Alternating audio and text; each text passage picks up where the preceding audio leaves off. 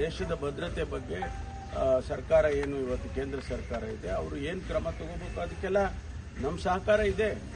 ನಾವು ಹೇಳಿದೆವು, ಕಾಂಗ್ರೆಸ್ ಪಕ್ಷ ಅಧಿಕೃತವಾಗಿ ಹೇಳಿದೆ, ದೇಶದ ಭದ್ರತೆಯ ವಿಚಾರದಲ್ಲಿ ನಾವು ನಿಮ್ಮ ಜೊತೆಯಲ್ಲಿ ಇರ್ತೇವೆ ಅಂತಕ್ಕಂಥದ್ದನ್ನ ಈಗಾಗಲೇ AICC ಹೇಳಿದ್ದಾರೆ. That is our stand. Sir, ಈಗ ರಾಜಣ್ಣ ಸಿಡಿ ವಿಚಾರಣೆ ಎದುರಿಸಿದ್ದಾರೆ, ಯಾವುದೇ ಸಾಕ್ಷ್ಯಾಧಾರಗಳನ್ನು ಕೊಟ್ಟಿಲ್ಲ, ಈ ಸ್ಟೇಟ್ಮೆಂಟ್ ಮಾತ್ರ ರೆಕಾರ್ಡ್ ಆಗಿದೆ. ಈ ಕೇಸ್ ಇಲ್ಲಿಗೆ ಮುಕ್ತಾಯ ಅನ್ನುತ್ತಾರೆ. ಗೊತ್ತಿಲ್ಲ, ತನಿಖೆ ವರದಿ ಬರಲಿ. ಅವರು ಈಗ ಅವ್ರ ಸ್ಟೇಟ್ಮೆಂಟ್ ತಗೊಂಡಿದ್ದಾರೆ. ಅದರ ಆಫ್ಟರ್ ದಿ ಸ್ಟೇಟ್ಮೆಂಟ್ ಅದರಿಂದ ಏನು ಫಾಲೋಔಟ್ ಇರುತ್ತೆ ಅದನ್ನೆಲ್ಲ ತನಿಖೆ ಮಾಡ್ತಾರೆ. ಮಾಡಿದ ಮೇಲೆ ವರದಿ ಬಂದ ನಂತರ ನಾವು ತೀರ್ಮಾನ ಮಾಡ್ತೀವಿ.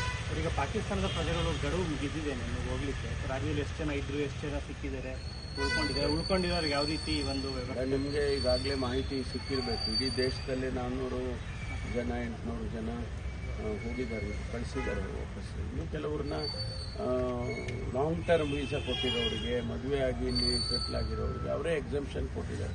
ಗೌರ್ಮೆಂಟ್ ಆಫ್ ಇಂಡಿಯಾನೇ ಕೊಟ್ಟಿದ್ದಾರೆ. ಅದು ಬಿಟ್ಟು ಎಲ್ಲರನ್ನೂ ನಾವು ಕಳಿಸ್ತಕ್ಕಂಥ ಕೆಲಸವನ್ನು ಮಾಡಿದ್ದೇವೆ.